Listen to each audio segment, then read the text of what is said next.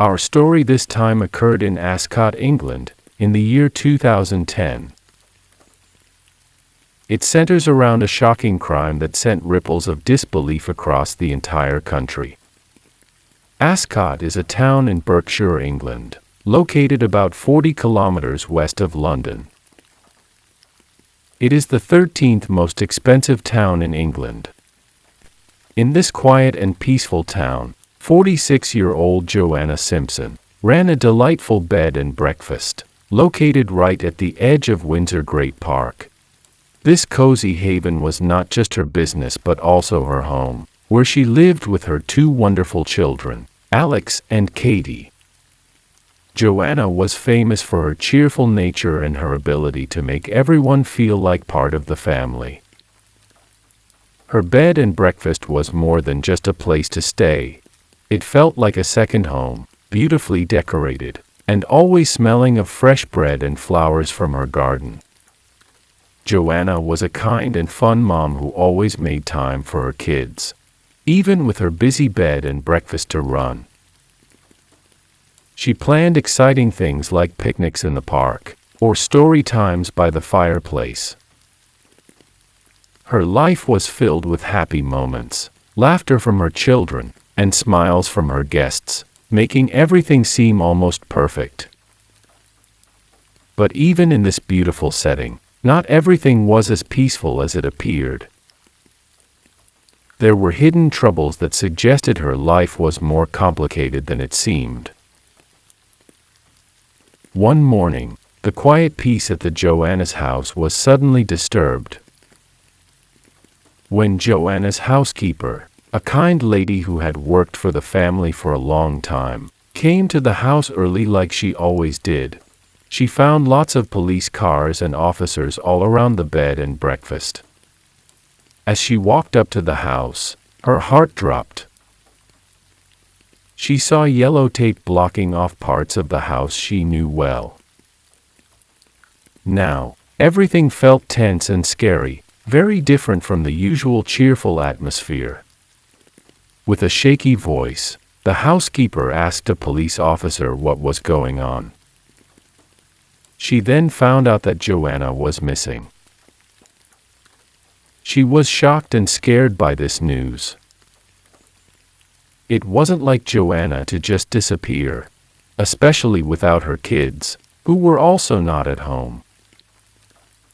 As the police continued their investigation, neighbors and locals started to gather, quietly talking about their shock and worry over the news. The community, usually filled with joy because of Joanna's lively spirit, was now clouded with concern for her. Inside the house, police officers searched carefully, their precise movements feeling out of place in the normally warm and inviting rooms. Now and then, an officer would come outside, carrying bags that might contain evidence, looking very serious. The housekeeper watched, her mind full of questions and worries. What had happened to Joanna? Why would she disappear without telling anyone? And where were the children during all of this? Joanna was previously married for 3 years before she and her husband divorced. Feeling down, her friend Andy, a purser for a major airline, suggested she accompany him to South Africa. Joanna agreed and traveled on March 21, 1998. On this trip, she met Robert Brown, then a first officer, was piloting the plane. Joanna told her mother that she had met Robert Brown, and they soon visited her parents on the Isle of Man. Their relationship progressed quickly, with Brown moving into the house Joanna had bought with her first husband by September 1998. By Christmas Day of that year, while on a trip to Hong Kong, he proposed to Joanna. They married shortly after, on February 13, 1999, in a small ceremony in Ascot, only about 6 weeks following the proposal. For their honeymoon, The couple traveled to Cape Town, South Africa. During the trip, Joanna realized she had made a mistake marrying Brown, noticing his rudeness to hotel staff. Rumors also circulated among his airline crew about Brown's similar behavior and affairs with cabin crew. Despite feeling trapped, especially after becoming pregnant and having their first child, Alex, in December 1998, and their second child, Katie, in May 2000, Joanna was determined to make the marriage work. Joanna chose not to work to be fully available for their children. The family lived in a prestigious area, convenient for Brown's job at Heathrow. Over the years, Brown became increasingly rude and dismissive toward Joanna. Their marriage grew unhappy. Brown suspected Joanna was having an affair, and even called her friend Scudder to ask if it was true. Despite Scudder's assurance that it wasn't, Brown remained convinced and thought he identified the person involved. One evening, Joanna got home late around 10 p.m. with their children. At bedtime, their daughter mentioned a man whom Brown suspected Joanna was having an affair with. This sparked a confrontation in the kitchen where Brown threateningly held a knife to Joanna's chest.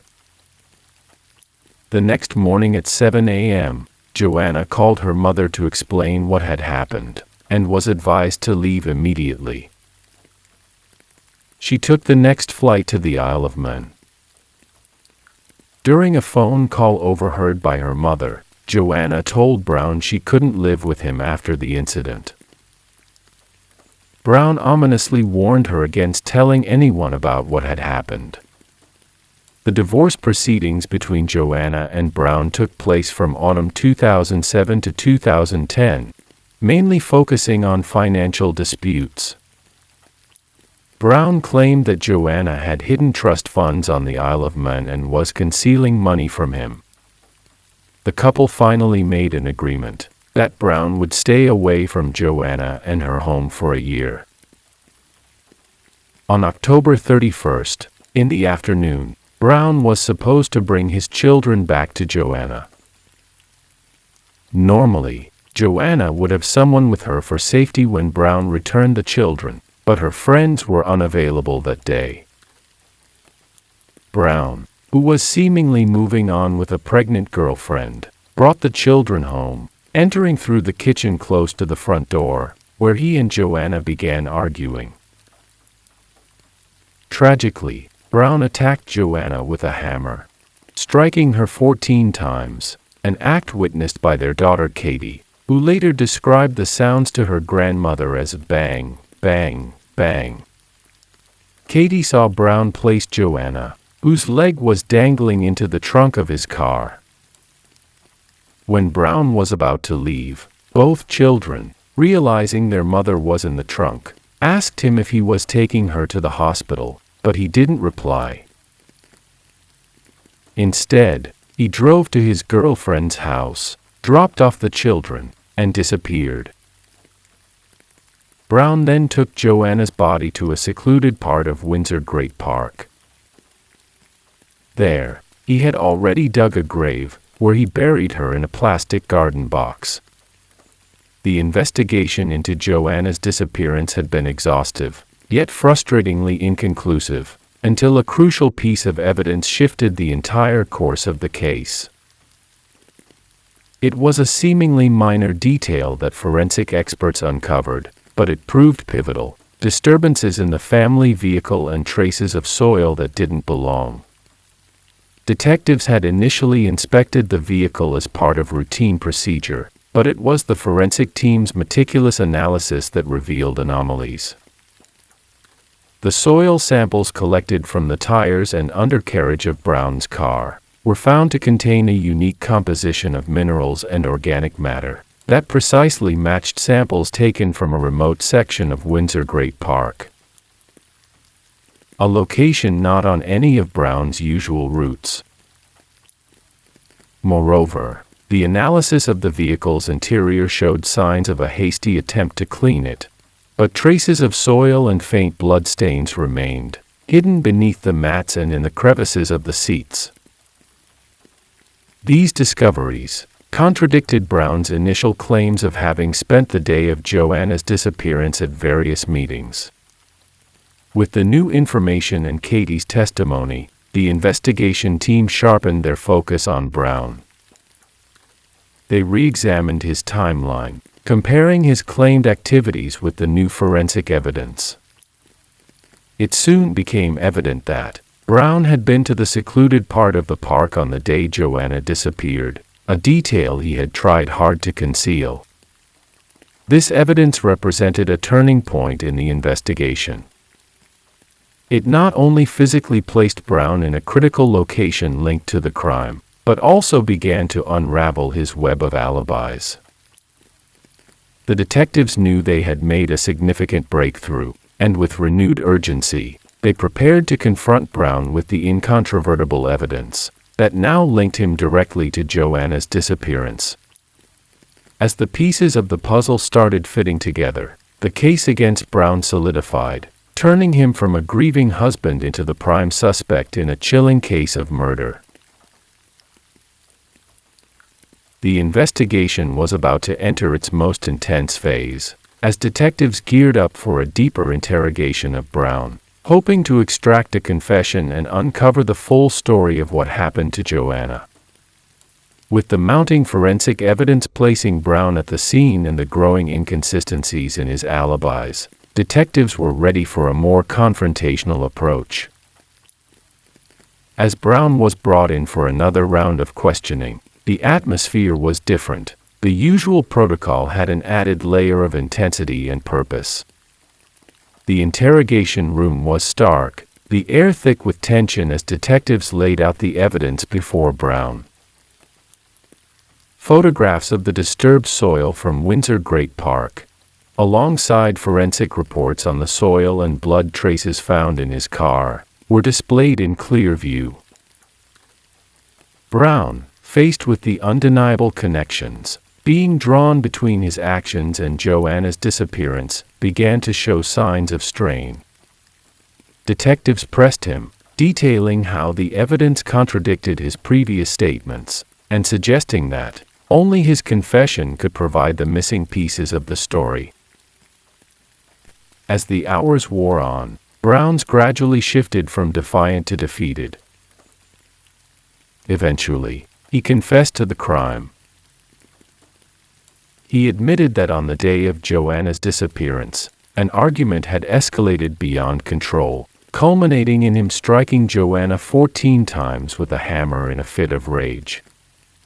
Brown detailed how he had panicked afterward, driving her body to the secluded spot in Windsor Great Park, where he buried her in a hastily dug grave.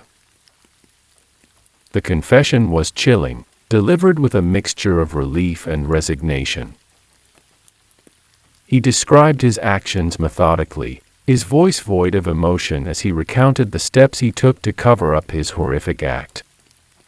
This confession marked a pivotal moment in the case, transforming it from a missing person investigation into a confirmed homicide. The detectives, while relieved to have solved the mystery of Joanna's disappearance, were somber as they processed the brutal reality of her fate and the calculated efforts Robert had taken to conceal it.